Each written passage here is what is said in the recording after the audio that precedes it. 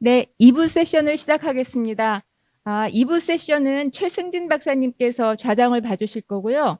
최승진 박사님에 대해서 잠시 소개 말씀을 드리겠습니다. 1994년도에 중앙대학교 의학과를 졸업을 하셨고 2005년도에 서울 아산병원에서 해그약과 수련을 마치시면서 전문의를 취득하셨습니다. 2008년부터는 한국수력원자력 방사선 보건원 보건의료부 실장을 역임하고 계십니다. 네, 2부 세션의 진행을 부탁드리겠습니다. 소개 감사드립니다. 방사선 보건원에서 근무하고 있는 최승진입니다. 오늘 이렇게 좋은 자리에서 이 워크숍 좌장을 맡겨주셔서 너무 감사드리고요. 또 영광으로 생각합니다. 본 세션에서는 난치암 극복 미래 기술에 대해서 네 분의 연자를 모시고 진행을 하겠습니다. 그래서 아시다시피 이 주어진 시간이 1시간밖에 안 됩니다. 그래서 너무 이 광범위한 분야를 이 네 분의 연자분께서 하시게 되면 각 15분 정도 시간이 나오는데요. 네, 어쨌든 그 시간은 지켜야 될 것 같습니다. 그래서 되도록이면 시간 엄수해 주시면 감사드리겠습니다. 그리고 질문은 앞서 세션하고 좀 다르게 이번 세션에서는 질문이 좀 많을 수는 있겠지만 되도록이면 다음 세션이 토의 시간입니다. 그때 질문을 좀 해주시거나 아니면은 개인적으로 연자분하고 좀 만나셔서 질문해 주시면 감사하겠습니다. 그럼 첫 번째 연자분을 모시겠습니다. 가속 입자로 암을 치료한다라는 제목으로 서울대학교 병원 박종민 교수님께서 발표해 주시겠습니다. 교수님 이력을 잠시 말씀드리겠습니다. 2006년 서울대학교 원자핵공학과를 졸업하셨고 2012년에 동대학원에서 박사학위를 취득 후 현재 서울대학교 병원 중입자 가속기 사업단의 담당 교수 그리고 서울대 의과대학 방사선 종양학 교실의 교수로 재직 중이십니다. 교수님 부탁드리겠습니다. 예, 소개 감사드립니다. 저는 이제 그 가속기를 이용한 암 치료에 대해서 말씀드리도록 하겠습니다. 주로 그 중입자 치료에 대해서 말씀드리겠습니다. 다음과 같은 순서로 말씀드리겠습니다. 먼저 그 방사선 치료에 대해서 말씀드리겠습니다. 그 매년 이제 국내 20만 명 이상의 사람들이 이제 암에 걸린다고 합니다. 그 연도별 통계를 살펴보면은 그 매년 이제 해가 지날수록 남성이나 여성이나 암 그 발병률은 계속 증가하고 있는 추세입니다. 만약에 이제 암 치료를 받게 된다면 그 수술, 외과적인 절제술인 수술 혹은 항암 치료 혹은 이제 방사선 치료를 받게 됩니다. 그 전통적으로 이제 3대 암 치료 기법이라고 해서 방사선 치료는 암을 치료하는 데 있어서 매우 중요한 치료 기법입니다. 그 국내에서 이제 그 암 환자의 약 30% 이상이 방사선 치료를 받고 있습니다. 연도별로 이제 살펴보더라도 2015년부터 18년까지 30%에서 33.5%까지 전체 암 환자 중에서 30% 이상이 이제 방사선 치료를 받고 있고, 미국이나 이제 선진국 같은 경우는 전체 암 환자 중에서 이제 50에서 70% 정도까지 이제 방사선 치료를 받고 있기 때문에 지금도 이제 계속 방사선 치료를 받는 환자가 증가하는 추세입니다. 그 방사선 치료 중에 이제 한 가지 기법 중에 하나인 중입자 치료에 대해서 말씀드리겠습니다. 그 중입자는 이제 그 정의상 그 좀 그 명확하게 맞지는 않지만 저희가 이제 통상적으로 그 양성자를 이용한 양성자보다 더 무거운 입자를 이용해서 이제 그 암을 치료하는 입자 치료를 이제 중입자 치료라고 부르고 있습니다. 그래서 이제 네이처에서는 중입자 치료기를 그 암세포를 파괴하는 날카로운 명사수라고 이제 묘사를 한 바 있는데요. 그 중입자 중에서도 그 전 세계적으로 이제 임상에서 가장 많이 주로 그 메인스트림으로 이제 사용되는 입자는 탄소이온입니다. 그래서 이온 소스로부터 이제 탄소이온을 선형 가속기로 이제 가속을 해주고 싱크로트론 등의 이제 가속기로 그 고에너지로 이제 가속을 한 다음에 그 가속된 입자빔을 빔라인에 따라서 이제 환자에게 조사하는 것이 이제 중입자 치료의 흐름입니다. 그래서 이제 방사선 치료는 이제 그 광자선 치료와 이제 입자빔 치료 이 두 가지로 나눌 수가 있겠는데요. 지금 이제 대부분의 방사선 치료는 선형 가속기를 이용한 이제 X선 치료로 이제 수행이 되고 있고, 드물게는 이제 감마선을 이용하는 경우가 있습니다. 그리고 이제 입자빔 치료는 크게 이제 그 양성자 치료와 중입자 치료, 그러니까 탄소이온빔 치료로 나눌 수가 있겠습니다. 그 입자빔 치료는 이제 광자빔 치료에 비해서 이제 그 상당한 그 강점을 가지게 되는데, 오른쪽 그림에서 이제 확인을 하실 수가 있습니다. 오른쪽 그림은 이제 그 체내 그 깊이에 따른 그 흡수 선량의 이제 그 퍼센트를 이제 나타내주는 그래프여서 그 퍼센트 뎁스 도즈 그래프입니다. 그래서 이제 감마레이나 엑스레이 같은 그 광자빔에 비해서 중입자 치료는 체내 심부에 위치해 있는 종양에만 충분히 이제 많은 그 흡수 선량을 이제 전달하면서 그 전후로 그 빔 패스 전후로의 그 정상 조직의 피폭은 최소화할 수 있는 것을 보실 수 있습니다. 이는 이제 입자빔의 브레그 피크에 이제 기인한 그 방사선 치료적인 면에서 이제 장점이라고 말씀드릴 수 있겠습니다. 그 환자에서 이제 계산된 그 선량 분포로도 이제 그것을 확인하실 수 있는데요. 왼쪽이 이제 그 광자빔이 그 입사했을 때의 그 선량 분포를 보여주고 있고, 오른쪽이 중입자빔이 입사했을 때 선량 분포를 보여주고 있습니다. 그 뇌종양을 이제 치료할 때 그 종양에 이제 충분히 처방 선량을 전달하기 위해서는 광자빔의 빈패스 전후로 상당히 이제 그 정상 조직의 피폭이 상당한 것을 이제 확인하실 수 있지만, 중입자빔 같은 경우는 그 피폭을 획기적으로 줄일 수 있는 것을 확인하실 수 있습니다. 그래서 중입자 치료는 기존 그 광자선 치료에 비해서 그 정상세포 보호 효과가 이제 월등하기 때문에 그 치료 부작용을 이제 최소화할 수가 있습니다. 그리고 이제 양성자 치료와 이제 비교를 하자면은 생물학적인 종양 살상력이 이제 2배에서 3배까지도 이제 높기 때문에 그 방사선 저항성이 높은 종양에 대한 그 치료 효과가 매우 우수합니다. 따라서 이제 기존 암 치료 대비 이제 환자 생존율이 이제 그 매우 높다는 것이 이제 보고가 되고 있습니다. 중입자 치료는 이제 그 생물학적인 장점도 가지고 이제 물리학적인 장점도 가지게 되는데, 생물학적인 장점 먼저 말씀드리겠습니다. 앞서 이제 말씀드렸다시피 그 생물학적인 종양 살상력이 이제 양성자 치료나 이제 그 광자선 치료에 비해서 2배에서 3배 정도 더 높기 때문에 방사선 저항성이 있는 종양을 제거하는 데 이제 탁월한 효과를 가집니다. 이는 그 중입자빔이 이제 그 종양에 이제 입사를 했을 때 종양 그 DNA에 더블 스트랜드 브레이크를 일으키기 때문에 종양세포를 더 효과적으로 제거할 수 있는 것입니다. 그래서 이제 같은 흡수 선량을 준다고 하더라도 종양세포의 이제 살상력이 이제 매우 높다라는 것이 이제 장점입니다. 또한 그 산소 의존도가 이제 매우 낮아서 그 보통 이제 저산소 상태의 이제 종양에서도 효과적으로 이제 종양을 제거하는 데 있어서 그 능력이 있습니다. 강점이 있습니다.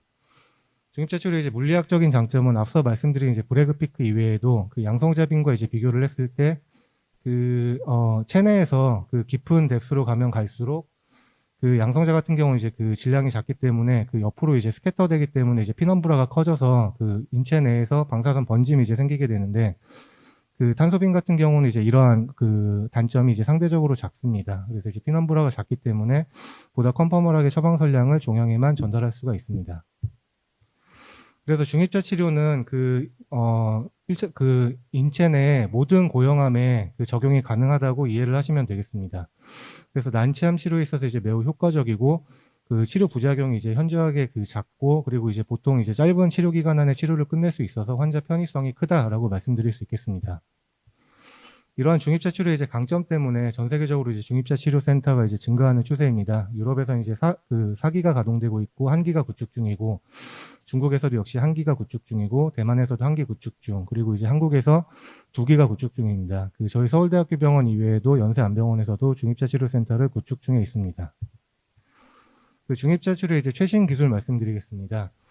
그 펜슬빔 스캐닝이라는 기술이 이제 중입자 치료의 이제 최신 기술의 하나로 말씀드릴 수 있겠는데요. 이거는 이제 독일의 GSI에서 이제 처음 임상에 적용을 했습니다.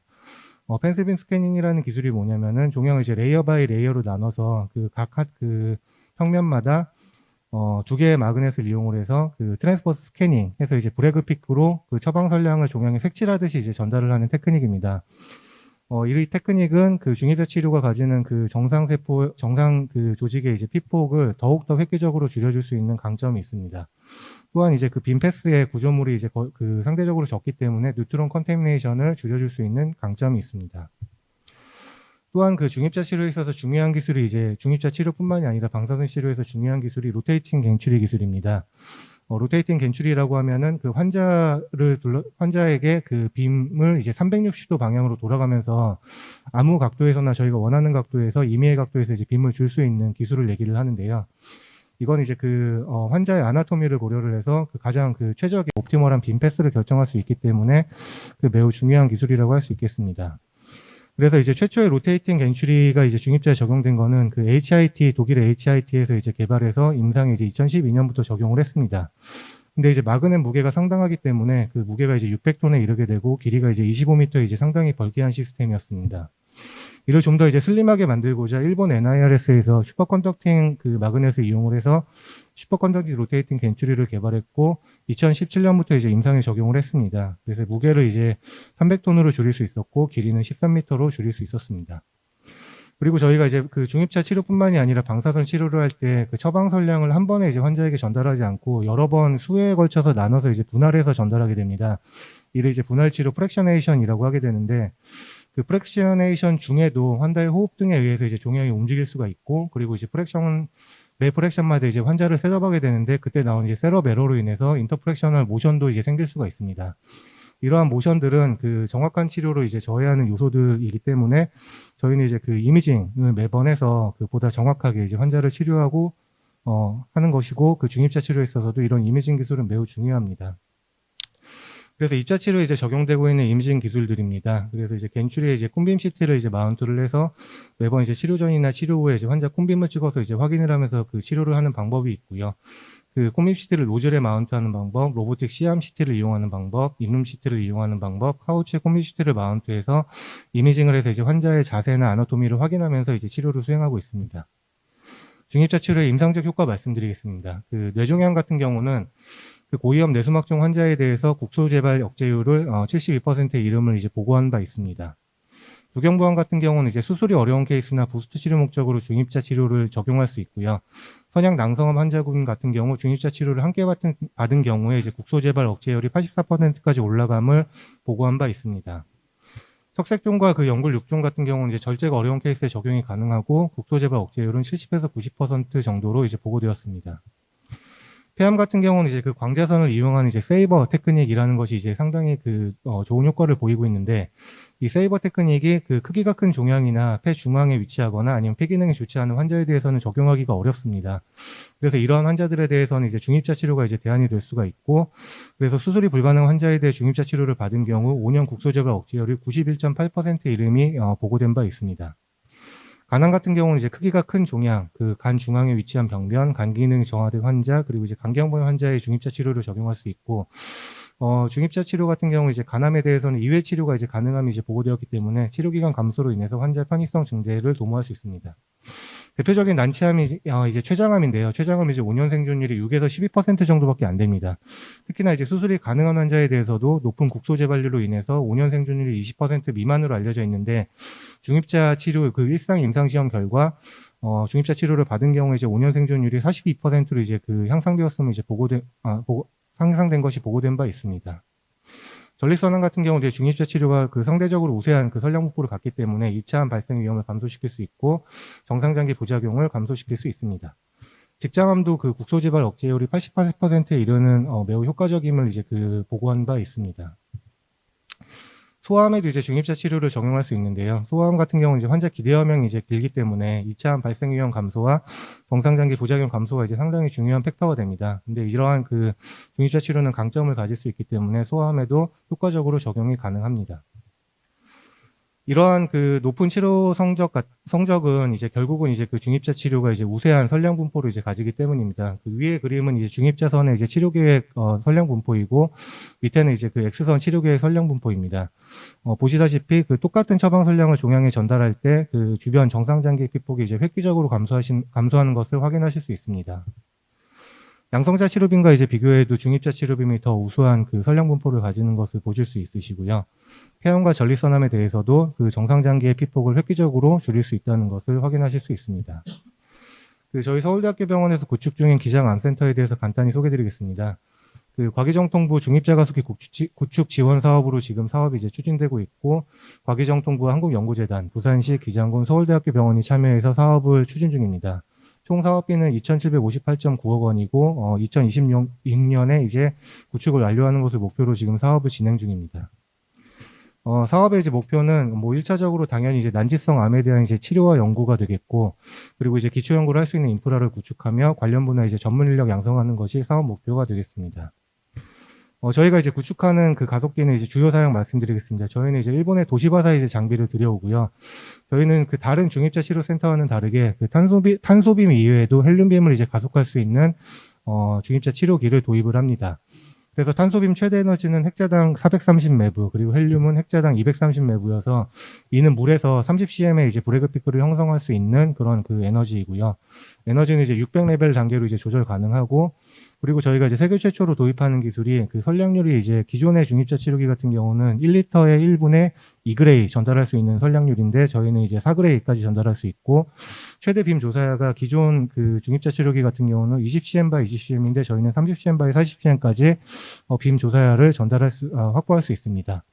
그래서 고정빔 치료실 1개와 초전도 회전 겐치리 치료실 1개, 그리고 이제 예정으로는 연구용 빔 1개를 구축을 추진 중입니다. 그래서 그 세계 최초 기술이 이제 그 서울대학교 병원 그 중입자 치료기에 처음으로 적용이 되는데요. 저희는 이제 그 30cm 바이 40cm까지 넓은 조사야를 이제 확보하기 때문에 그 환자 이동 없이 넓은 부위 치료가 가능하고 이는 이제 정확한 치료를 도모할 수 있습니다. 선량률로 이제 기존 그 중입자 치료기에 비해서 이제 2배이기 때문에 빠른 시간 내에 원하는 선량을 전달할 수 있습니다. 지금 그 기장 암센터가 이미 건물이 이제 지어져 있고요. 그래서 이제 외관과 내부 사진입니다. 근데 이제 그 지어져 있는 건물은 그 고정비임 치료실밖에 없어서 저희가 이제 로테이팅 회전 겐츄리를 이제 도입을 하기 위해서 회전 겐츄리 벙커를 동쪽에 증축을 추진하고 있습니다. 그래서 이제 내부 보시면 가속기실과 연구용 빔 조사실, 고정빔 치료실, 회전 겐츄리 치료실 이런 식으로 이제 구성이 될 예정입니다. 저희가 이제 사업을 맡은 이후로 그 국제 중입자 치료센터에 이제 계속 협력을 도모를 하고 있습니다. 그래서 제일 먼저 일본 NILS와 이제 MOU를 2018년에 그 체결하였고, 그리고 일본 군마대학, 그리고 일본 오사카 그 중입자 치료센터, 일본 야마가타 대학, 이탈리아 크나오, 오스트리아 메도스트론, 그리고 중국의 IMP와 MOU를 체결한 바 있습니다. 네, 경청해 주셔서 감사합니다. 네, 네, 교수님 감사합니다. 너무 시간을 잘 맞춰주셨어요. 역시 전문가답게. 네. 근데 혹시 지금 질문을 드리라고 말씀드릴 수도 있는데 너무 내용이 좋아서 그런데 시간상 양해 바라겠습니다. 예, 감사합니다. 그 중입자 치료가 현재 이제 기존의 치료보다 부작용이 적고 환자 생존율도 매우 높다고 나와 있어서요. 하루빨리 중입자 가속기가 도입되어서 암 환자 치료와 암 연구의 획기적인 계기가 마련되었으면 합니다. 교수님 감사합니다. 그리고 다음 연자부 모시겠습니다. 암 환자 맞춤 치료의 길을 넓히다라는 제목으로 원자력 의학원 박인철 박사님께서 발표하시겠습니다. 박사님 소개시켜 드리겠습니다. 1991년에 건국대학교 미생물공학과를 졸업하셨고 동대학원에서 박사학위 취득 후 원자력 의학원에서 선임연구원을 거쳐서 현재 책임연구원과 방사선의학연구소 소장으로 재직 중이십니다. 부탁드리겠습니다. 네, 위원장님 감사드립니다. 예, 먼저 이런 자리가 열리게 된 거에 대해서 굉장히 개인적으로 기쁘고요. 그리고 이런 자리를 마련해 주신, 또 기회를 주신 그 원자력 학회 그 오가나이징 커미티에게 또 깊은 감사를 드립니다. 그리고 또한 저에게 이렇게 엄청난 무게의 제목을 주신 기획력이 빵빵한 저희 김정영 박사님께도 개인적으로 감사를 드리고, 예, 나중에 따로 한번 뵙겠습니다. 예. 암 환자 맞춤 치료의 길을 넓히다 굉장히 엄청난 제목이고요. 그리고 저는 이제 기초 연구자로서 맞춤 치료의 길을 넓힌다라는 것은 조금 어불성설인 것 같고, 어쨌든 기초적인 측면에서 바라보는 측면에 대해서 조금 말씀을 드리고 싶고요. 그래서 오늘은 맞춤 치료가 뭔지를 피상적으로 한번 말씀을 드리고, 그리고 이런 맞춤 치료의 길을 넓히기 위해서 한국원자력의학원 방사선의학연구소에서는 어떤 노력을 하고 있는지에 대해서 소개를 드리도록 하겠습니다. 예, 방사선 치료 조금 전에 그 박정민 교수님께서 설명을 잘 해주셨고요. 그래서 여기 잠깐 보시면은 부위와 병기에 상관없이 적용 가능하다는 장점이 있고, 수술적으로 접근하기 어려운 위치에 생긴 암에 대해서도 치료가 가능하다. 방사선 치료 기술은 최근 50년간 꾸준히 발전했다라는 내용이 있습니다. 그리고 왼쪽 아래에 아이콘을 보시면 방사선 치료는 기기가 항상 따라다닙니다. 그래서 정밀 치료 그러면 저희 기초 생명하는 사람 입장에서는 여러 가지 바이오마커를 가지고 이용하는 얘기를 하는데, 기기를 담당하시는 분들께서는 방사선을 암에다가 정확히 정밀하게 쏘면 되지 않겠느냐 이렇게 얘기를 하십니다. 그래서 바라보는 관점이 조금 다릅니다. 어쨌든 근데 저번에 말씀드린 내용은 방사선 기기 개발 쪽은 전혀 아닙니다. 이 기기 개발하시는 분 또 다른 의미에서 정밀하게 해주시기 때문에 이해하시면 될 것 같고요. 아래쪽 오른쪽은 이제 시장 규모입니다. 시장 규모인데 한 7.5억 불 정도로 이제 시장 규모에 있는데, 다른 조사에서는 9.5억 불까지도 예측하는 조사가 있습니다. 예, 먼저 병용 치료입니다. 원투펀치, 그리고 온콜로지 이노베이션 이렇게 얘기를 하고 있습니다. 그래서 아마 암 치료는 병용 치료가 아마 이노베이션이다라고 얘기를 하고 있습니다. 그리고 앞으로는 암 치료가 콤비네이션 세라피가 될 거다라고 얘기를 하고 있고요. 그래서 서저리 굉장히 고대 때부터 시작이 됐었고, 라디오 세라피도 방사선이 발견된 이후에 지금까지 계속해서 중요한 치료 방법으로 되고 있죠. 그다음에 트래디셔널 키모세라피 뭐 잘 아시다시피 화합 쓰고 있습니다. 근데 98년 이후에 이제 프리시전 테라피라는 이제 프리시전이라는 단어가 도입이 됐고요. 97년 이후에 이제 혁신적인 이제 이뮤노테라피가 등장을 했습니다. 그래서 이런 종류의 치료법들을 서로 이제 콤비네이션 해야 이제 암 치료가 가능하다. 이제 이렇게 현 시점은 바라보고 있습니다. 방사선을 봤을 때는 방사선하고 키모세라피 컴바인드를 했을 때 이게 1992년도 뉴잉글랜드 저널 메디신에서 나오는 거고요.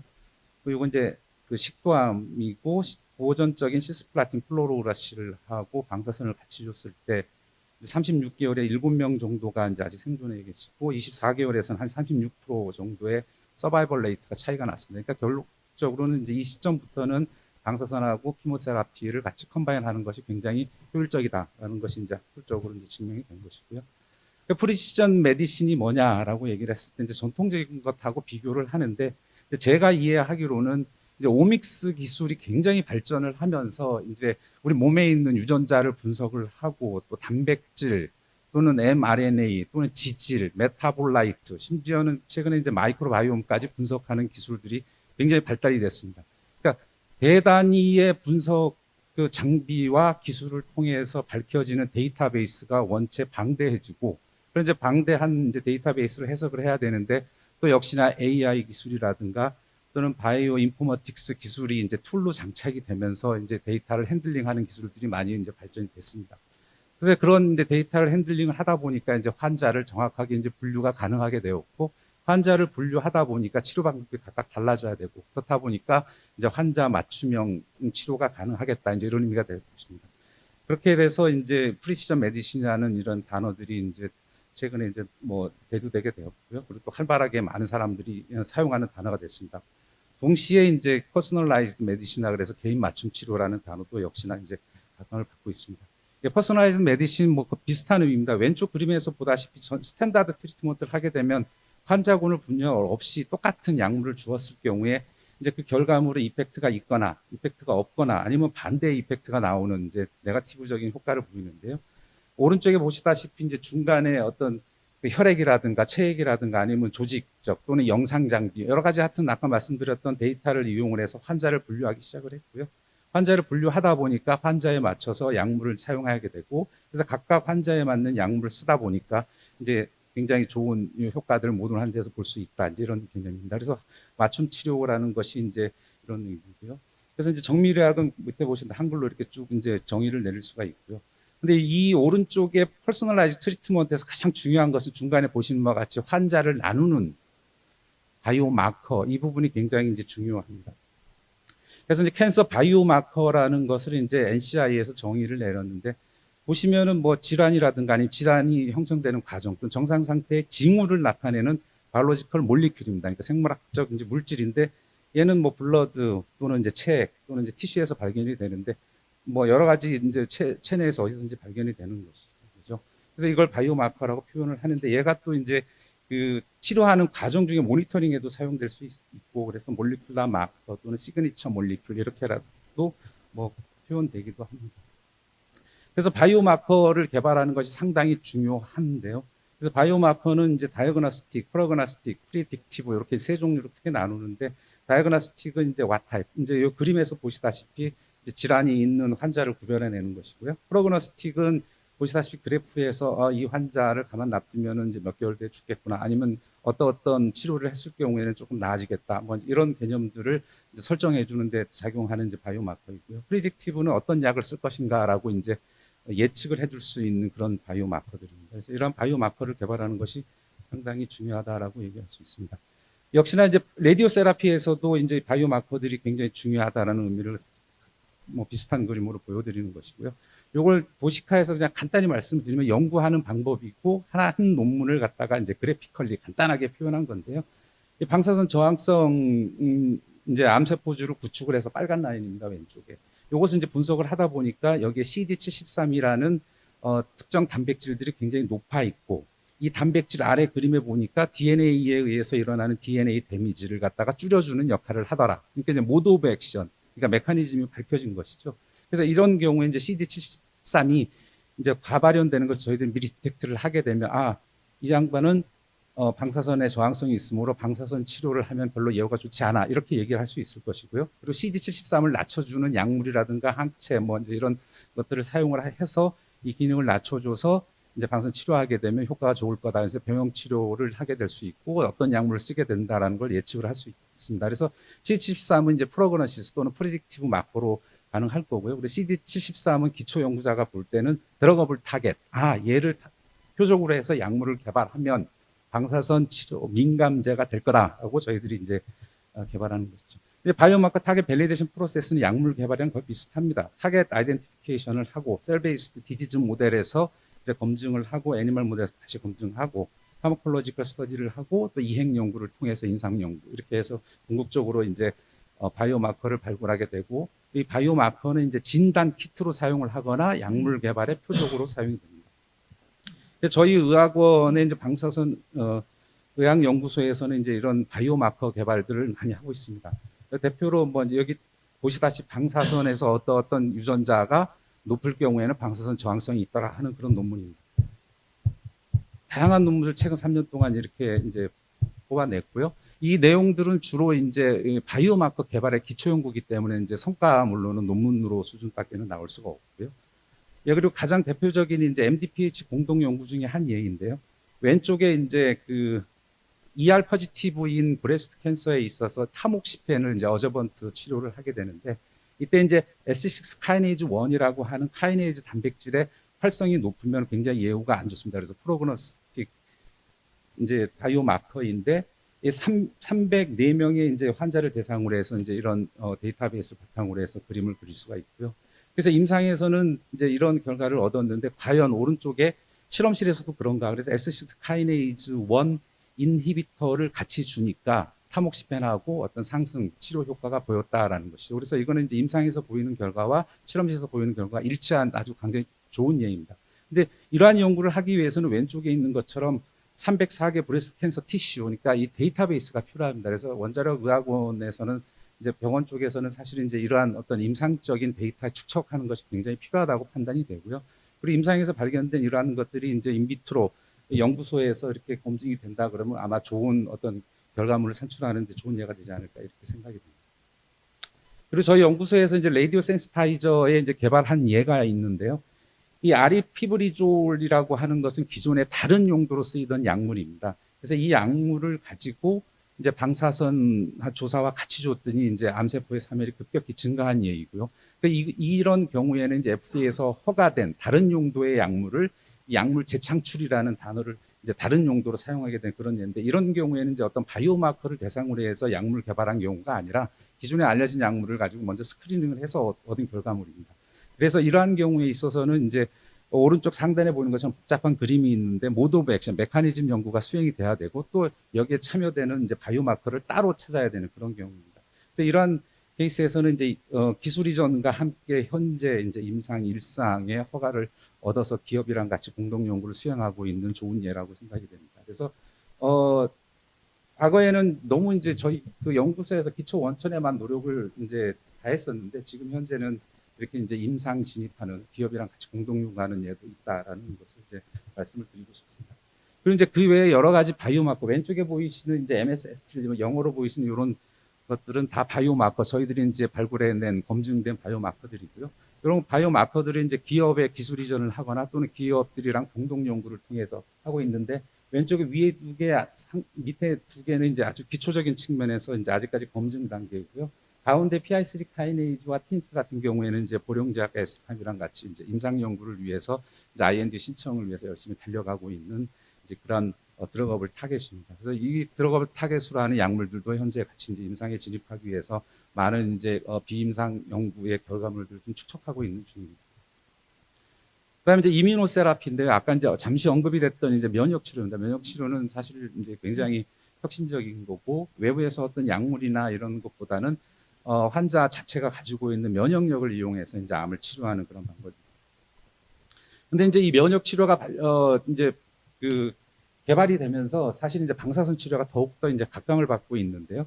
왼쪽에 보시는 바와 같이 방사선을 조사했을 때 이제 암세포가 죽거나 죽으면 이제 터지기도 하고 또는 이제 방사선 자체가 또 돌연변이를 유발을 하고 있기 때문에 돌연변이에 의한 많은 단백질이 생성되는데 그 단백질들은 이제 그 면역 세포에 대해서 좋은 이제 튜머 엔티젠이 되는 것이고요.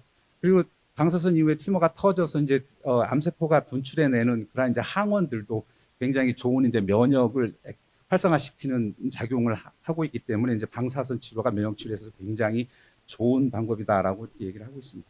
일상적으로 오른쪽에서 보시는 바와 같이 이제 튜머가 이제 면역이 활성화된 이후에 암세포를 이제 죽이는데 그때 이제 튜머 셀들이 암세포들이 이제 면역 활성을 억제하는 이제 어떤 단백질들을 발현시키게 되고 그때 이제 저희들이 PD-1 같은 이제 항체를 이용을 해서 그 면역 활성 억제하는 것을 다시 눌러줌으로 인해서 이제 면역 세포를 지속적으로 활성화돼서 이제 면역 치료하는 방법인데 이 암세 방사선을 조사하는 경우에는 이제 안티젠을 더욱더 튜머 안티젠을 더욱더 많이 만들어낼 수 있어서 이제 이 면역 치료를 더욱더 강화하는 역할을 할 수 있다 이제 이렇게 말씀을 드릴 수 있습니다. 그래서 면역 치료에 있어서 방사선의 이제 병용 치료는 굉장히 좋은 장점이 될 것이고요.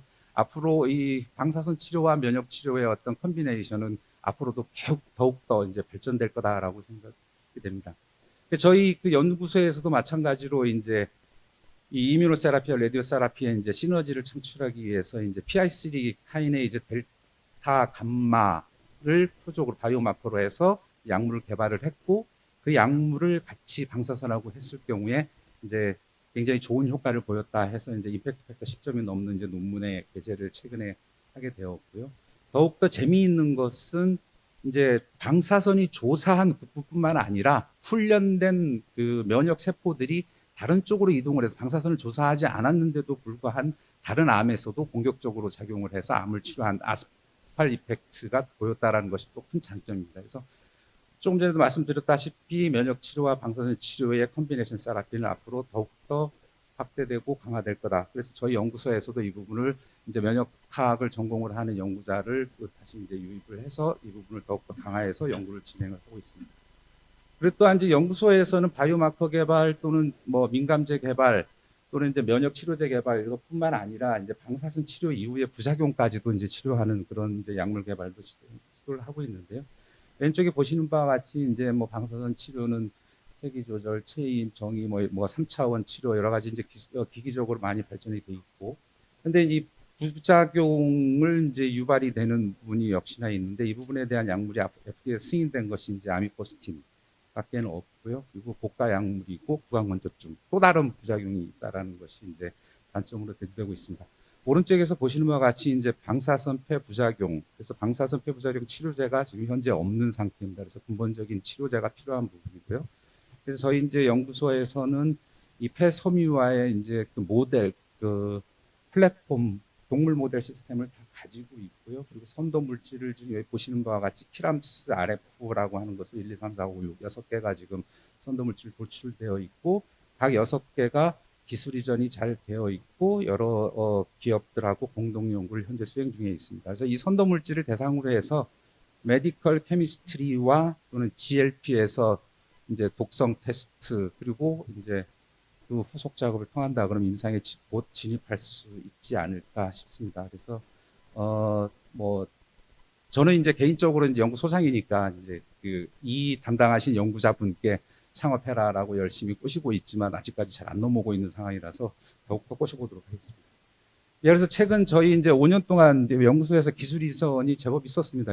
보시는 바와 같이 뭐 이제 방사선 민감제, 그다음에 영어로 써있는 REDD1, M4Q1 이런 것들은 주로 바이오마커라고 보시면 되겠고요. 그래서 굉장히 그 총 14건 정도가 있었고 계약 기술료가 총 77억 원입니다. 그리고 원자력 의학원에 이제 50% 이제 계약 금액을 반납을 하는데 그것은 R&D에 다시 3년 동안 지금 재투자가 이루어지고 있습니다. 각 단계마다 뭐 연구 단계가 기초 연구도 있고 개발 단계도 있고 각각 단계들은 각각 다르지만 현재 어쨌든 과거에 너무 논문에만 매진되어 있던 것이 현재는 기술 이전을 통해서 기업과 활발하게 연구하고 있고 조만간에 여러 가지 성과물들이 가식적으로 실용화될 거라고 기대하고 있습니다. 예, 여기까지 이제 많은 노력을 하고 있고요. 예, 이 그림을 사진을 보시면 뭐가 보이시나요? 이제 스왈로브스키가 보이시는 분들은 이제 요 밑에 가셔가지고 쇼핑을 하시면 될 것 같고 이제 가운데 이제 서양 애들 사이에 이제 조그마한 이제 동양 여자애가 보일 겁니다. 근데 저는 이제 그것보다는 전체적으로 봤을 때 웃음이 보이거든요. 웃음이 보입니다. 저 가운데 동양 아이는 한 10몇 년 전에 제 딸아이고요.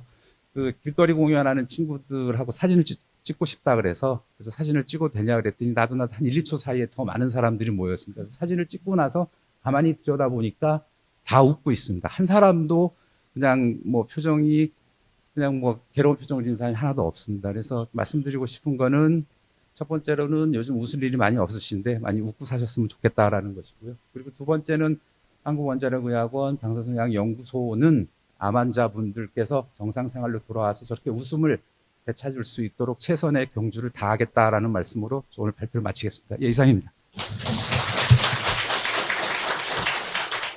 예, 감사합니다. 그 짧은 시간에 맞춤형 치료, 정밀의학에 대해서 아주 재미있게 잘 정리해 주셔서 너무 감사드립니다. 다음 연자분 모시겠습니다. 국내 신약 개발의 속도를 높인다라는 제목으로 원자력의학원 김경민 박사님께서 발표하시겠습니다. 박사님께서는 1990년 한양대학교 물리학과 박사, 그리고 1997년에서 99년까지 서울대 방사선의학연구소 연구원으로 재직하셨고, 1999년도에 한양대학교 대학원에서 박사학위 취득 후 2005년까지 일본 국립순환기병센터 연구소 방사선의학연구부 연구원으로 근무하셨습니다. 현재는 원자력의학원 국가 RI 신약센터의 신약개발지원부 부장으로 재직 중이십니다. 부탁드리겠습니다. 네, 소개 감사합니다. 그리고 오늘 이렇게 좋은 자리에 발표를 할 수 있는 기회를 마련해 주신 학회 연구부와 또 의학원의 전략기획실 감사드립니다. 그리고 듣기는 했는데 막상 또 제가 오늘 발표를 드릴 내용이 신약 개발과 관련된 내용인데 듣기는 했습니다만 또 마침 또 오송천복재단에서 이사장님을 비롯한 많은 또 관계자분들이 오셔서 좀 부담이 좀 크고요. 좀 그래도 좀 기대감도 갖게 됩니다. 발표 시작하겠습니다. 저는 이제 국내 신약 개발 속도를 높인다라는 제목으로 발표를 하고자 합니다. 이 내용을 발표드리려면 좀 이 내용을 위한 배경을 좀 약간 소개를 말씀드리는 게 좋을 것 같습니다. 최근 이제 신약과 관련돼서 국내 환경을 이제 이렇게 보면 뭐 다 아시다시피 국내 사회가 우리 국가적으로 노령화를 지나서 초고령화로 가고 있다고 합니다. 그래서 다양한 사회적 변화가 있는데 그 속도도 너무 빨라가지고 다들 감당할 걱정이 많죠. 그래서 그 중에 저희 의생명 쪽이니까 일단 우선 질환이 많이 증가가 되고 있습니다. 특히 암 질환이 많고 치매도 많고 그렇습니다. 그러다 보니까 너무 걱정이 많아져서 의료에 대한 관심이 많고 그래서 수요가 많이 증가하고 그래서 또 그걸 어떻게 해야 될 것인가 많습니다. 또한 또 그런 질환이 많다 보니까 새롭게 부각되는 부분이 또 희귀난치성 질환들에 대한 대응이 필요하겠다는 그런 공감대도 많이 커지고 있습니다.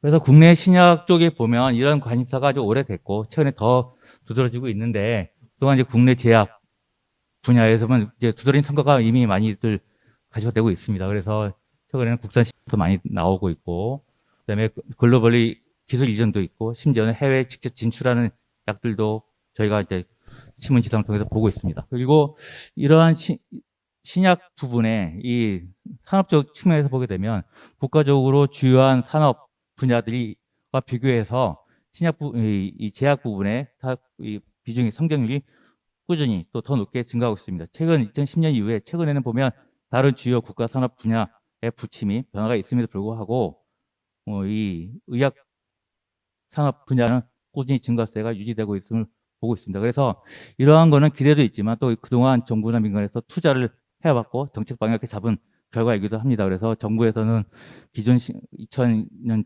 초반부터 국가적으로 그 신약 개발에서 돈을 투자했고 또 지금도 또 계속 하고 있고 또 다른 계획도 하고 있습니다. 또한 민간도 많이 투자를 하고 있고요. 그렇게 해서 증가를 해서 성과가 있지만 그래도 여전히 이제 산업적인 측면에서 보면 국내 제약업계는 좀 경쟁력이 약하다는 게 이제 중평입니다. 그래서 정부에서 이제 기초를 많이 투자했음에 불구하고 민간도 여전히 기초를 많이 하고 있고 그 성과가 실제적으로 제품화까지 가야 되는데 거기에 허들이 있다라고 많이들 공감을 하고 있는 상황입니다. 그러다 보니 이제 여전히 기업에서는 제네릭이나 이제 계량신약 같은 데 여전히 비중이 높은 상황이고요. 또한 그 실제로 시정을 하기 위해서는 이제 신약 R&D 쪽에 가기 위한 인프라나 기술이 좀 아직까지 부족하다라고 인식하고 있는 것이 아직 많은 것 같습니다. 자, 그러면 해외는 어떨까요? 해외는 보면 글로벌 시장은 계속 증가하고 있습니다. 뭐 이건 다른 자료에서 나와 있고 연평균 한 6% 정도 증가하고 있는데 이 중에서도 바이오의약품이 더 증가가 빠르다고 합니다. 그리고 그 중에서도 항체가 한 전체 시장보다 한 4배 정도, 4배 이상 더 빠르게 증가하고 그 중에서도 이제 그 세포 유전체나 DNA, RNA, 뭐 첨단 기술, 새로운 기술에 근거한 바이오 의약품은 더 빠르게 증가하고 있다고 합니다. 그래서 다행히 우리나라가 요새 많이 하고 있고 성과를 보이고 있는 분야이기도 하죠. 그리고 또 이러한 통계 수치는 이제 FDA 승인 결과를 보게 되면 이제 뒷받침이 됩니다. 그래서 최근 과거 5년보다 작년 한 해 받은 승인 약품 수가 더 많고 바이오약품의 증가 수도 높고 그다음에 혁신 의약품이나 희귀 질환 의약품도 점점 더 증가하고 있다는 걸 보면 앞서 이런 시장 통계가 의미가 있는 것 같습니다. 또한 글로벌 제약업계들은 이제 이런 거를 계속 성장하려다 보니까 자체적으로 하는 것뿐만 아니라 그 합정 영향식으로 외부에서 협력을 많이 받으려고 하는 움직임도 가시화되고 있다고 합니다. 자, 그런데 제약 산업적으로 보게 되면 이미 다 아시겠지만 연구비는 계속 증가를 하는데 최종 승인 받은 건수는 줄고 있는 패턴이 있다고 합니다. 최근 좀 더 이걸 개선하려고 하는 노력이 가시화되고 있겠지만 그래서 이런 결과는 뭐냐면 결국 이제 임상 시험 수가 감소가 되고 또 임상 파이프라인 수가 감소가 됩니다. 근데 보시면 감소되는 게 삼상 쪽에서 많이 감소되는 걸 보시죠. 그래서 이 정리를 해보면 현재 글로벌 제약 산업 쪽에서 보면 임상 1상 이전의 단계에서 파이프라인이 여전히 높고 그래서 그 결과 때문에 초기 물질에 대해 가능한 많이 확보를 하려고 하고 그리고 그걸 하기 위해서 라이센싱 아웃이나 뭐 라이센싱 딜을 많이 하고 또 그걸 하려다 보니까 돈이 될 만한 걸 해야 되겠죠. 그러다 보니까 질환별로는 암이 제일 많고 기술별로는 항체, 바이오 약품처럼 항체나 세포유전체 이런 쪽 비중이 높다고 합니다. 그러다 보니까 기술력 가지고 있는 중소 벤처를 많이 인수합병을 하겠죠. 자, 그래서 신약은 사실 뭐 다 이미 아시겠지만 다양한 경과 과정이 겪습니다. 뭐 10년 이상 걸리는 뭐 막대한 큰 투자 분야이고요. 그래서 성공 확률이 0.1%도 안 되는 걸 성공을 해야 되는데 이 중에서 이제 가장 돈이 많이 드는 부분은 저 비임상부터 임상 이 부분이 점점점 더 돈이 많이 드는 분야라고 합니다. 기간이 더 오래 걸리고 뒤로 가서 더 오래 걸리고 비용도 더 많이 들고 그래서 제약업계 입장에서 보게 되면 성공할 수 있는 거를 빨리 발굴해서 그거를 집중하는 것이 비용과 시간을 절약해서 사업적 이득을 얻는 방법이라고 합니다. 그래서 이 부분을 어떻게 빨리 결정할 수 있느냐가 큰 이슈가 되어 왔습니다. 그래서 이 국가적으로 이러한 관계를 이제 어떤 연구자분이 이것도 조사해서 연구 발표하신 논문이 있습니다. 그래서 국가적으로 이 연구나 개발, 돈 투입 때 개발 성과의 투자 효율, 그러니까 개발 효율을 좀 비교해 놓은 결과가 있는데요. 뭐 1위는 우리가 다 이미 쉽게 예상할 수 있듯이 미국입니다. 2위가 아일랜드고요. 3위가 영국이고 4위가 스위스입니다. 그리고 우리가 좀 그동안 좀 이렇게 따라하려고 했던 일본이 한 10위가 되고요. 우리나라는 14위라고 합니다. 근데 이 그래프에서 보시면 글로벌 제약 강국이라고 하는 나라들은 영국, 기초연구입니다. 그 개발은 실용화까지, 임상까지 가는 건데 그 간극이 좀 좁습니다. 절대 수치도 수치지만 간극이 좁습니다. 그래서 우리나라는 좀 간극이 넓죠. 그래서 근데 좀 다행스러운 거는 우리나라가 14위로 낮지만 추세를 보면 기초연구 쪽, 연구 쪽은 점점점 그 효율이 올라가고 있다는 겁니다. 그러면 우리한테 남은 문제 뭐냐? 다른 나라처럼 이 개발의 효율을 올리는 거죠. 그래서 저 간극을 절대 수치를 올리는 것도 중요한데 저 간극을 좀 줄이는 방법. 그래서 개발의 효율을 올리는 것이 우리나라가 신약을 잘 개발해서 제약을 좀 키울 수 있는 하나의 좀 중요한 시사점이라고 할 수 있습니다. 자, 그러면 그 부분 뭐냐? 지금 방금 앞서 보여주신 것처럼 전 세계적인 1, 2, 3, 4, 1, 2, 3, 4, 뭐 1번 10, 12. 그 나라들의 특장점은 뭐냐면 저 논문에서 언급하지 않았는데 자세히 생각을 해보면 방사선, 특히 방사성 동위원소를 의학적으로 이용하는 강국들입니다. 아일랜드는 사실 개인적으로 저도 잘 약간 갸우뚱하긴 하지만 미국, 영국, 스위스, 일본 다 우리가 의학 관련된 논문들 보시면 방사성 의약품 또 혹은 방사성 동위원소 이용한 그쪽으로 인프라나 연구가 활발하다는 걸 우리가 알 수가 있습니다. 그래서 이런 분야가 그러니까 이 신약 개발 효율을 높이는데 잘 하는 나라들이 굉장히 높은데 이런 방사성 동위원소는 사실 벌써 100년 이전부터 해왔죠. 방사선 의학이라는 게 렌트겐이 엑스레이 발견한 이후부터 쭉 활성화되어 왔는데 그 중에 바크렐이나 마담 크리는 이미 알고 있고 방사능을 정의를 내리고 방사성 물질을 합성을 만들고 그다음에 조지 헤비시처럼 그거를 인체에 투여해서 우리가 진단할 수 있는 그 개념적 기술을 개발하 이런 성공자 역할이 있어서 이미 우리가 쓰고 있습니다. 그래서 방사성 동위원소 레드 아이소토프 RI라고 부르는데 이것은 의약품 생체의 어떤 걸 보기 위해서 우선 체내에 투여하는 방식을 씁니다. 그래서 방사성 동위원소를 이용해서 진단과 치료 기능을 우리가 할 수 있는데 신약에서 어떤 평가할 때 진단을 쓸 수 있겠죠. 진단적 특징을 활용할 수 있고 그리고 치료 쪽에서는 치료용 방사성 동위원소 쓰게 됩니다. 그리고 또 하나 방사선 측정하는 거는 뭐 기술도 점점 더 좋아지고 있기 때문에 아주 정밀하게 측정할 수 있습니다. 그래서 이러한 정밀한 측정 기술을 이용해서 우리가 몸 안에 있는 방사능을 측정할 수 있는 거죠. 그래서 이렇게 할 때 기술이 정밀하고 몸에 조금만 넣기 때문에 그때 트레이스라는 개념이 들었는데 방사능을 레이저 트레이스라고 그러고 조금만 넣어도 알 수 있기 때문에 마이크로 도즈라는 개념이 선도적으로 도입이 됐습니다. 그래서 마이크로 도즈라는 개념을 이용하게 되면 아주 조금의 양으로도 몸에 들어가는 약물이 어떻게 퍼지고 어떻게 얼마큼 돼 있고 어떻게 배출되는지 알 수가 있습니다. 이러한 RI의 기능적 장점을 이용해서 우리가 의약품의 안전성과 유효성을 평가할 수 있습니다. 방사선 측정 기술은 계속 원래 민감도 자체가 좋고 기술이 계속 개발되고 있기 때문에 높은 민감도를 가질 수 있고요. 그리고 그러니까 따라서 신뢰도 당연히 높겠죠. 그래서 효율이 대신 높을 수 있습니다. 그다음에 믿을 수가 있고요. 그래서 이 기술을 가지고 의약품의 안전성을 검증하는데 유용하게 활용할 수가 있고 유효성 검증이 가능합니다. 그래서 기존에 RI를 쓰지 않은 기술로도 많이 해오고 있는 그 약동학적이나 약물학적인 분석 또 더 쉽게 더 정밀하게 할 수가 있고 또한 체내에서 약물이 어떻게 안전하게 대사체가 얼마큼 있어서 얼마나 안전할 것인가 예측, 평가 이런 기술도 RI를 이용하게 되면 더 안전하고 더 정밀하게 측정할 수가 있습니다. 그다음에 유효성 같은 경우도 기존에 있던 방법은 당연히 다 할 수 있습니다. 그런데 기존에 있는 방법들은 실험 동물들 많이 하고 시간이 오래 걸리는데 이것도 뭐 이미 다 하시는 것처럼 방사선을 이용한 생체 영상을 동물이나 사람의 영상을 이용하면 더 쉽고 객관적으로 평가할 수 있는 직관적으로 평가할 수 있는 그런 장점이 있습니다. 그래서 이런 기술들이 각광을 이미 한 10몇 년 전부터 인정되어 와서 많이 쓰고 있는데 여기에 더불어서 한 10년 전부터 도입돼서 지금 요새 인기가 점점 관심이 높아지고 있는 분야가 초극밀량 동위원소를 이용하는 기술입니다. 이것은 카본 14를 이용하는 건데 카본 14에 AMS라는 기술을 도입해서 이용하는 건데 보통 이제 지질학에서 많이 이용하는 거죠. 그래서 이걸 이용하게 되면 보통 방사성 마이크로 이용할 때는 10의 마이너스 6승에서 마이너스 12승 정도의 오도가 10의 마이너스 16에서 마이너스 20승 정도 떨어집니다. 그러니까 방사선 대신 방사능이라고 우리가 개념으로 잡자는 레벨까지 낮춰서 우리가 이용할 수 있습니다.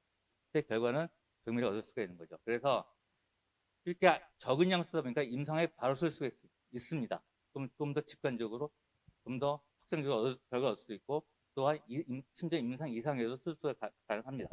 그리고 방사능의 취약 대상에도 할 수 있기 때문에 방사선 기술을 이용할 수 있는 대상이 훨씬 넓어지니까 신약을 개발할 때 유용성이 훨씬 넓어질 수 있습니다. 자, 그럼 정리하자면 RI 기술 이용하게 되면 시간과 그 비용이 어떻게 단축되느냐. 기존 기술을 보게 되면 보통 신약 발굴 약물 평가 뭐 쭉 가서 결국 이것이 성공적이냐 아니냐를 결정할 때 임상 가서 결정을 하는 경우가 대부분인데 방사성 동위원소를 하게 되면 일단 그 전에 아주 적은 마이크로 도징이라는 개념을 도입해서 하게 되면 임상에 도입하기 바로 직전에 할 수 있고 그 신뢰성 자체가 높기 때문에 그걸 가지고 판단할 수 있습니다. 그러니까 거기서 안 될 약물은 거기서 바로 커트를 하는 거죠. 그래서 그 재원을 다시 대량한테 다시 투입할 수 있고 또 하나 아까 분자 영상 이런 동위원소 기용 기술을 이용하게 되면 비임상 시험 조체 자체의 신뢰성도 올라가는 것뿐만 아니라 더더군다나 임상 2상 같은 데서도 이 기술을 이용하게 되면 임상 3상 본인이 무지막지하게 되는 그 분야에서도 저희가 도입을 할 수 있기 때문에 전체적으로 보면 신약업계에서는 이 기술이 꼭 필요한 기술입니다. 그런데 국내에서는 이런 기술이 도입이 구축이 안 됐던 거죠. 그래서 이런 국내에서 제약업계들이 계속 성장하고 있으니까 이런 게 필요하다 했지만 국내에 마침 없었고 지금 연구실 수준에서 하고 있던 것이 어떻게 하면 좋을까? 그래서 이제 국가적으로 고민되고 기획이 됐습니다. 그래서 2019년에 이제 완료돼서 재작년 2020년부터 운영을 시작한 국가 RI 신약센터가 있습니다. 국가 RI 신약센터는 RI를 이용한 기술에 특화된 신약 개발 지원 플랫폼입니다.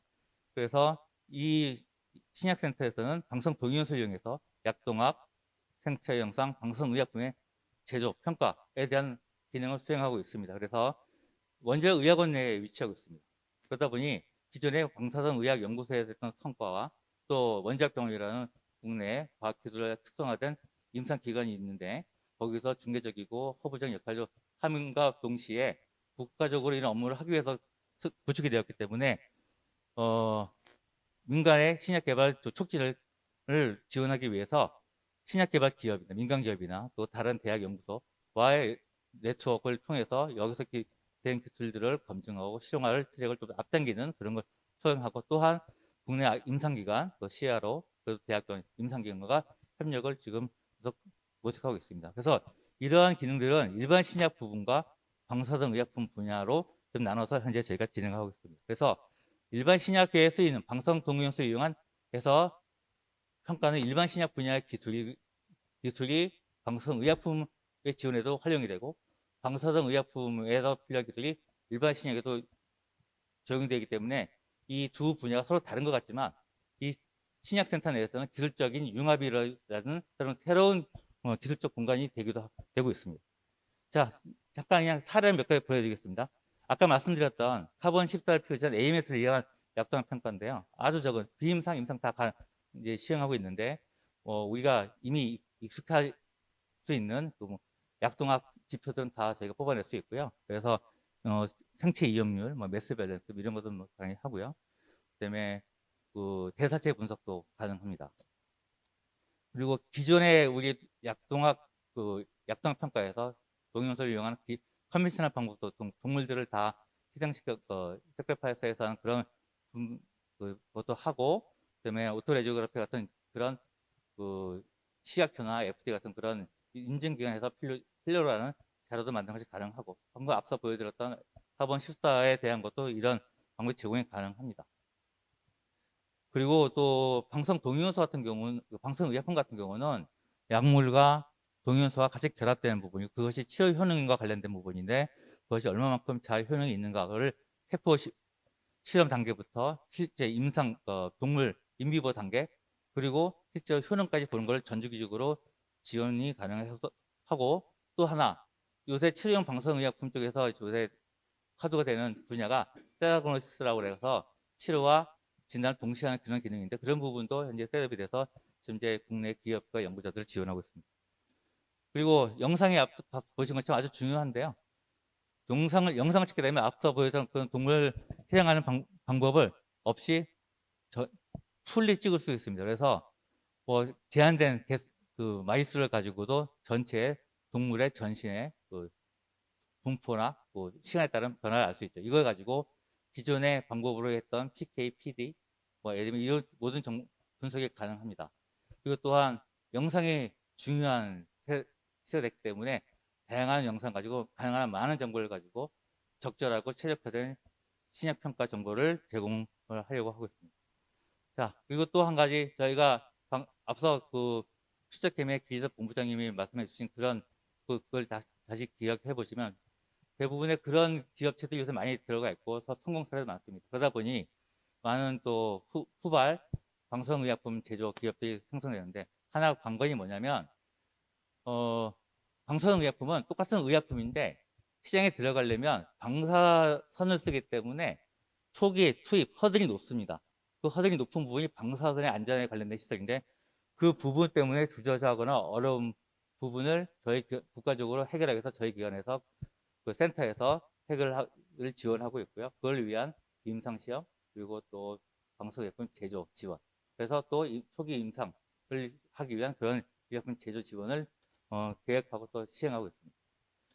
정리를 하겠습니다. 이 첫 번째 정리는 아까 김영균 교수님께서 발표해 주신 내용과 거의 같기 때문에 간단히 말씀드리면 앞서 보여드렸던 그 간극을 줄이려고 그러면 지능계획에서 계획한 것처럼 현장에서 필요로 하는 것들 많이 반영되는 그런 것이 필요할 것 같습니다. 그래서 그런 연구와 지원과 또 그런 걸 실제로 실용할 수 있는 그런 시설이 운영이 되고 또 운영을 또 잘 지원할 수 있는 게 필요할 것 같고, 또 방사성 동위원소 쓴다고 하면 물질의 표지라는 것이 중요하거든요. 그 표적을 잘 평가하는 게 중요한데 그 기술은 노하우가 많이 필요한 기술들입니다. 그래서 그러한 부분에 대한 기술 개발은 꾸준히 필요할 것 같습니다. 두 번째인데요. 사실 그동안 많은 투자가 있어서 많은 이제 협력 체계도 있고, 그다음에 많은 이제 플랫폼도 갖춰졌고, 클러스도 있습니다. 외국은 뭐 이미 그 전에 됐고 해서 이미 미국 같은 유럽 보면 이런 네트워크나 클러스터가 많이 돼 있는데, 사실 우리나라가 이제 막 초기이기 때문에 그것이 더 활성화되고 더 확대돼야 되지 않나. 특히 방사선 기술을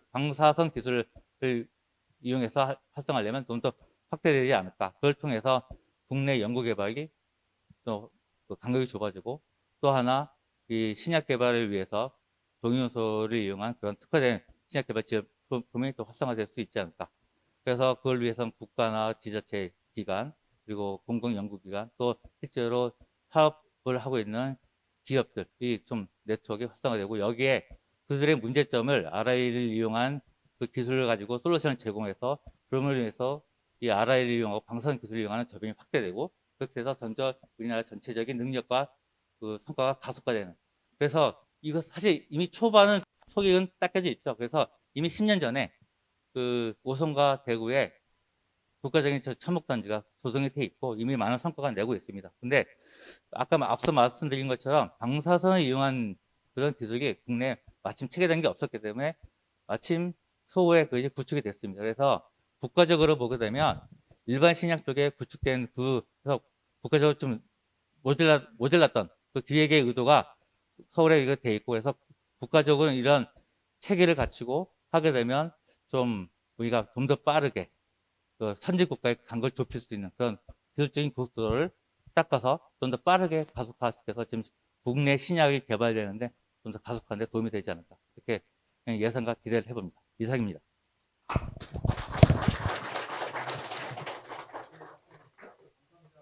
예, 그 열정적인 그 발표 감사드립니다. 신약 개발, 방사선 동위원소를 이용한 신약 개발을 통해서 앞으로 이제 지원과 관심이 계속 필요할 것 같고요. 그리고 특히 이제 글로벌 시장에서도 당당히 경쟁할 수 있도록 연구 지원 체계를 갖추어 나가야 할 것 같습니다. 다음 마지막 연자분이십니다. 방사선 인체 영향 연구로 안전을 높인다라는 제목으로 원자력 의학원의 장원일 박사님께서 발표하시겠습니다.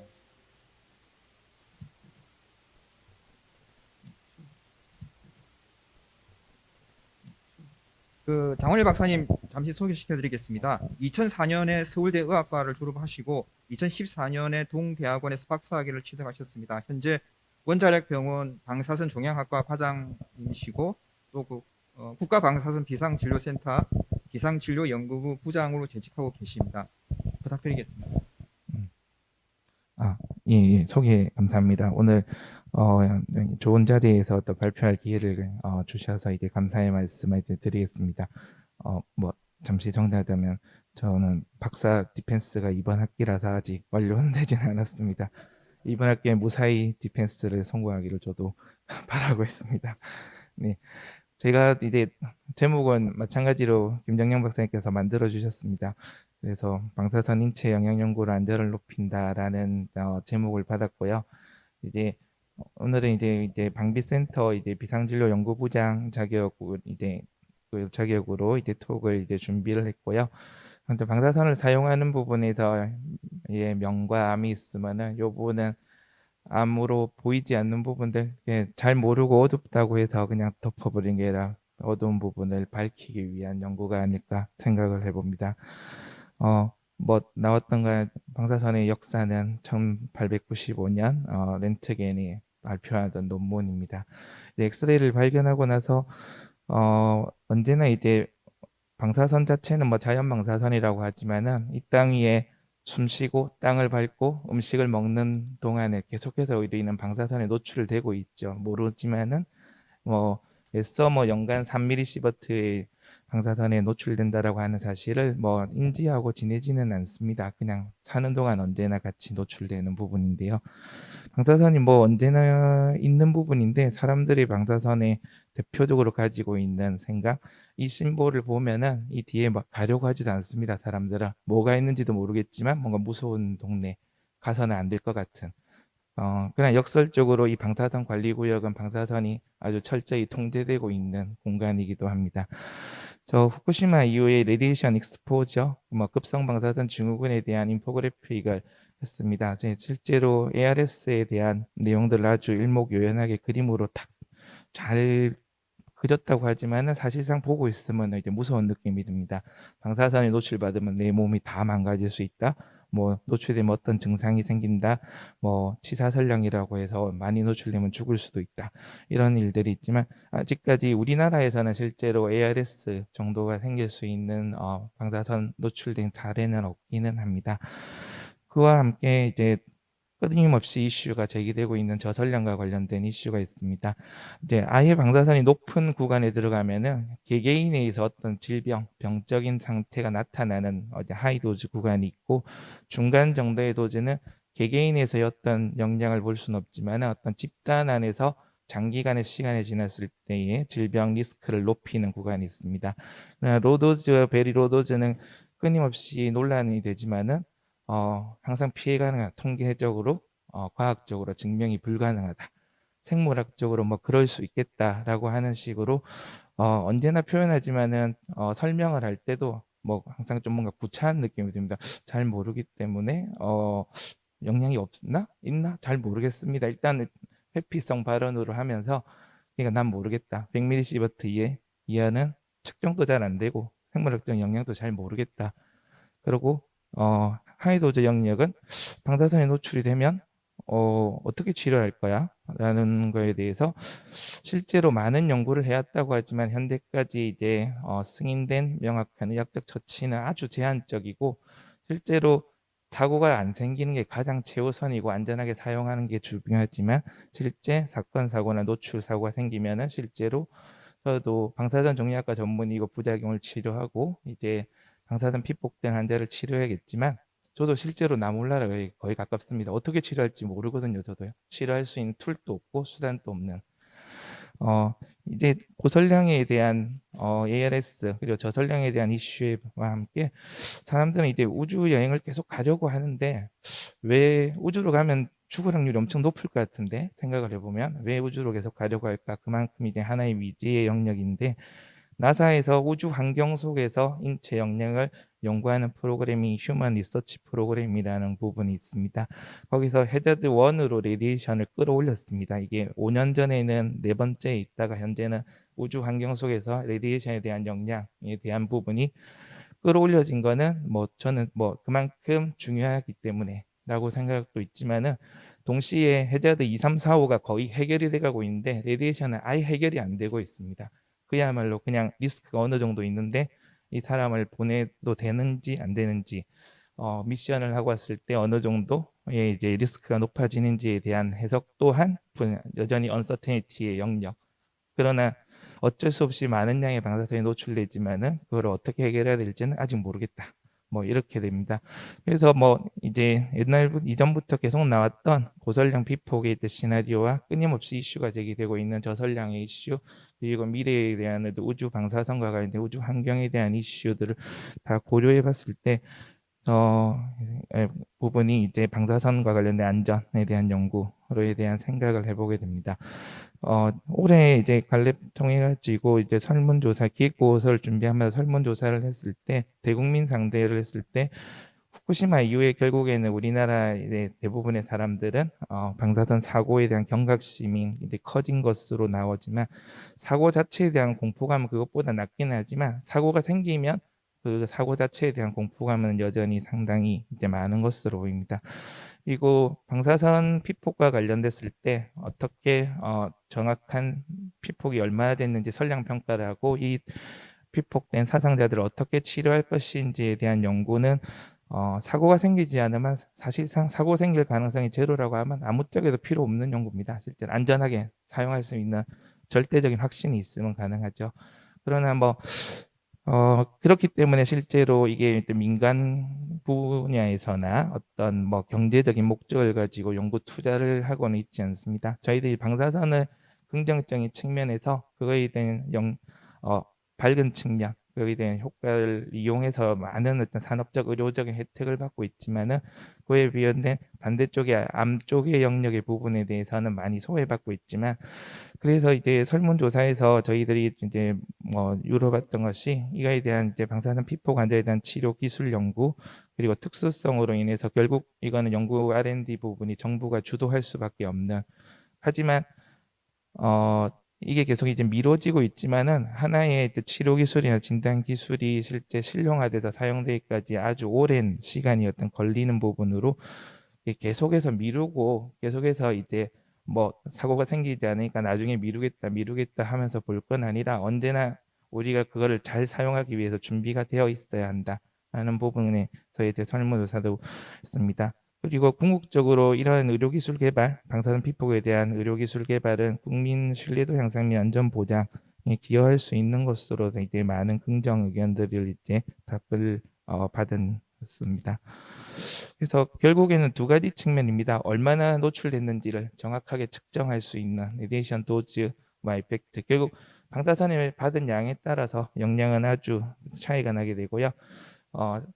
특히 뭐 ARS 같은 사고 시에는 트리아지라고 있는 초기 응급 대응을 환자를 치료할지 말지를 결정하는 크리티컬한 도즈가 1그레이에서 2그레이 사이에서 결정이 되고 어떤 치료를 해도 살릴 수 없다라고 하는 이제 6에서 8그레이 정도에서 이게 결정되는 두 가지 도즈 포인트가 있습니다. 그리고 각각의 경우에서 어느 정도 방사선에 노출됐을 때 어떤 증상이 생기고가 다르고 그 증상에 대해서 어떻게 치료할지에 대한 전략을 이제 짤 수 있는 부분이 됩니다. 현재까지의 이제 뭐 저희들이 이제 방비센터에서 뭐 방사선 안전 전주기 신속 정밀 선량 평가 기술 개발이라는 형태로 기획을 한 거에서 궁극적인 목적은 대량 재난 상태, 대량 환자가 발생했을 때 이 사람들을 다 이제 검사를 할 수 있는 기술을 찾아 만들어 보자. 그리고 실제 우리 방비센터나 이제 국가가 이제 그걸 활용하자는 게 초점을 맞춰져 있습니다. 그리고 이제 100ml 시버트 이하의 도즈를 이제 선량 평가를 할 수 있는 기술을 만들어 보자는 거고 사실 근데 100ml 시버트 이하를 우리가 아는 게 도움이 될지 안 될지는 잘 모르겠습니다. 오히려 사회적 혼란이 생길 수도 있긴 한데 알고 이제 그거에 대응하는 것과 모르니까 뭐 아무 영향이 없을 거다라고 하는 거의 차이 그리고 학문적으로 접근할 때 그리고 실용적으로 접근할 때 이제 좀 더 정확하고 정밀한 이제 기술 선량 평가 기술 개발로 하는 형태로 이제 R&D 쪽을 기획을 해 보았습니다. 이 R&D에서 이제 핵심적으로 주로 추진했던 거 한 가지를 말씀드리면 결국 뭐 세포 유전학적 선량 평가 뭐 많이들 아시겠지만은 림프구에서 염색체 모양을 보고 판단을 하게 되고요. 이제 선량 평가에서 현재까지의 가장 정확한 방법이고 하지만은 이거를 하기 위해서는 한 명의 선량 평가를 하기 위해서 이런 사진 1000장을 보고서 판단을 해야 됩니다. 그렇기 때문에 요거 한 명 판단하는데 전문가가 붙어서 8시간이 걸리는 이제 도저히 사건 사고 뭐 대량 재난이 생기면 대응 자체가 불가능한 상황이죠. 근데 뭐 모든 환자가에서 이 검사를 해야 하는 건 아니지만은 뭐 어쨌든 여기서 이제 딥러닝 기술을 이용해서 이 판독 자체를 완전 자동화하는 것을 목적으로 한 이제 연구 개발을 이제 좀 준비하면서 이제 해보고 있고 목적은 딱 빨간색이 이제 더 신속하게, 더 많이, 더 정밀하게, 더 정확하게 해서 실제로 선량 평가에 사용을 하겠다라는 게 목적으로 만들어진 R&D입니다. 실제 뭐 논문과 특허만을 목적으로 하면은 굉장히 빨리 종결시킬 수 있는 R&D 주제인데요. 이게 검사에 사용하겠다라는 생각을 가지니까 너무 정확도를 높여야 돼서 현재 정확도 목표치가 99% 이상이 안 나오면 실제 검사에 사용할 수 있겠냐라는 정도의 이제 마음을 가지고서 계속 준비하고 있는 부분입니다. 그리고 또 다른 거는 치료 쪽에 보면은 방사선 사고 뭐 치료가 관련된 부분 나오면 딱 요런 그림이 먼저 나옵니다. 일단 도망가라는 거죠. 방사선에서 뭐 흔히들 알고 있던 시간거리 차폐든지 뭐 경납이석 차단이든지 하는 형태 방사선으로부터 멀리 가서 정말 노출을 줄여야 한다. 그리고 케미컬하게는 이제 화학적 제염을 하는 형태로 이제 내부 피폭이 됐을 때 그 방사선 이제 방사선 이제 핵종이 인체 내에 축적되지 않도록 그리고 빨리 빼내도록 하기 위한 이제 요오드나 이제 DTP의 프로시안 블루가 있고, 실제로 뭐 이제 임상에서는 이제 항암 치료하고 백혈과 떨어졌을 때 많이 쓰는 이제 GCSF의 제제들은 실제로 ARS의 경우에서 조혈계 부작용에 대해서 이제 사용 승인이 된 약제이지만은 딱 요거밖에 없습니다. 나머지는 치료 방법이 없습니다, 실제로. 그래서 소화기계 관련돼서 그 이상으로 뭐 이제 심장 혈관계 쪽에서 이상이 생긴다 하면은 사실상 운에 맡깁니다. 뭐 죽고 살고는 이제 개인의 문제이지, 우리는 이제 서포티브 케어만 할 뿐 이제 손을 쓸 수 있는 아무런 방법이 없는 상태이죠. 그래서 이것 또한 이제 어떻게 이제 앞으로 이제 R&D를 진행할지, 이것도 방사선 피폭 환자의 진단과 뭐 맞춤 치료 기술 개발이라는 이름으로 기획 보고서를 올해 작성을 이제 했었고요.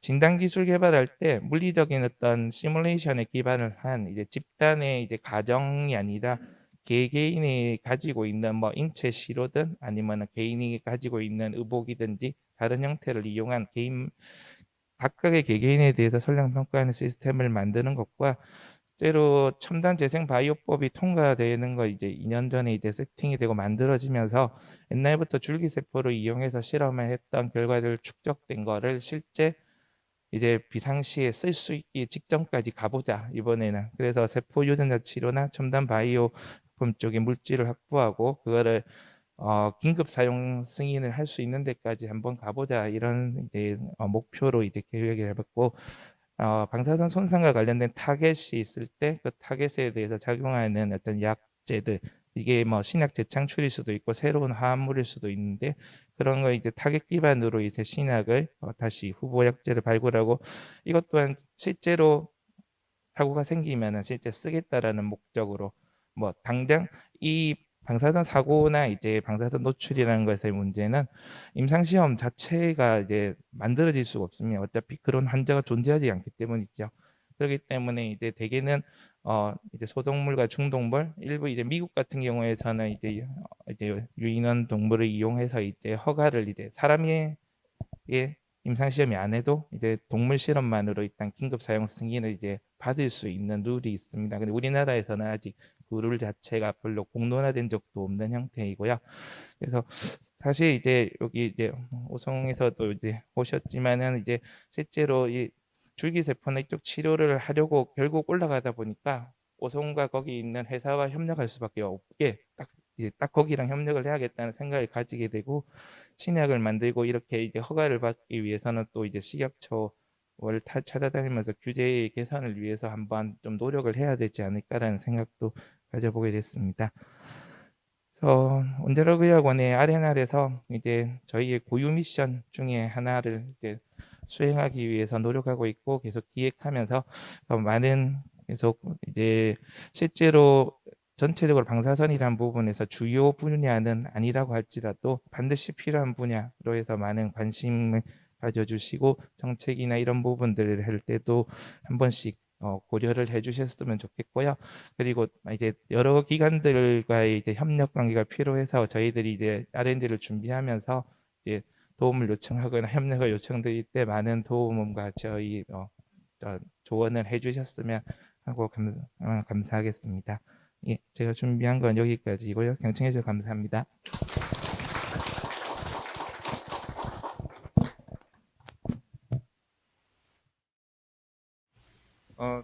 그 방사선 피폭 시의 선량 평가하고 치료에 관련해서요, 너무 자세하게 설명해 주셔서 감사드립니다. 사실 이제 이 짧은 시간 동안 이 짧은 시간 동안 이렇게 엄청난 이 분야를 소화를 한다는 게 사실상 불가능하지만 어쨌든 협조해 주신 연자분들은 너무 감사드리고요. 오늘 그 세션을 저 나름대로 정리를 해보면은 결국 이제 아까 그 장훈일 박사님 마지막 슬라이드에서 나왔듯이 방사선을 이용한 첨단 혁신 의료 기술과 그리고 방사선 피폭 시 의료 대응 강화로 국민 건강 생활 정진 그리고 국민 안전 확보에 노력을 해야 될 것 같고요. 그리고 이제 네 분의 연자분들이 다 말씀을 또 하셨지만, 특히 이제 신약 개발이라든지 어떤 그 중입자 가속비 문제라든지 그리고 맞춤형 치료라든지 모든 분야에 있어서 어떤 제도나 환경적인 측면에서의 개선을 위해서 많은 고민이 필요할 것 같습니다. 이상 네 분의 연자분과 경청해 주신 여러분 모두에게 감사의 말씀을 드리면서 이번 세션을 마치겠습니다. 공지사항으로서 다음 세션은 한 10분 후에 한 5분, 다음 세션은 5분 후에 시작하도록 하겠습니다. 감사합니다.